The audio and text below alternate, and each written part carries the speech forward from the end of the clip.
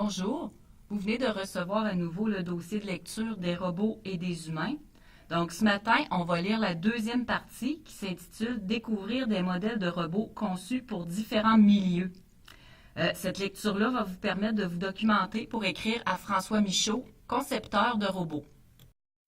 Donc, comme je vous le disais plus tôt, aujourd'hui, on lit la deuxième partie du document de lecture des robots et des humains aux pages 10 à 15.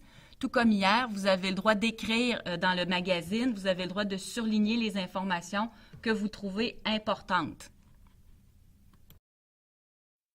Prenez maintenant votre cahier de réponses de la tâche 2 à la page 2. Tout comme hier, le cahier de réponses comporte différents types de questions, en fait 2 types seulement pour aujourd'hui.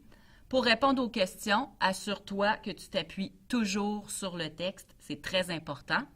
Donc, pour certaines questions, tu dois écrire ta réponse dans l'espace prévu. Il peut s'agir d'un chiffre, de quelques mots ou de quelques phrases. Donc, on reprend l'exemple d'hier. Donne les principales caractéristiques de la maison des colons à l'époque de la Nouvelle-France. La réponse, le toit de cette maison est en pente, elle est faite en bois, elle a peu de fenêtres et une galerie à l'avant. Donc, on met bien toutes les caractéristiques de la maison dans notre réponse.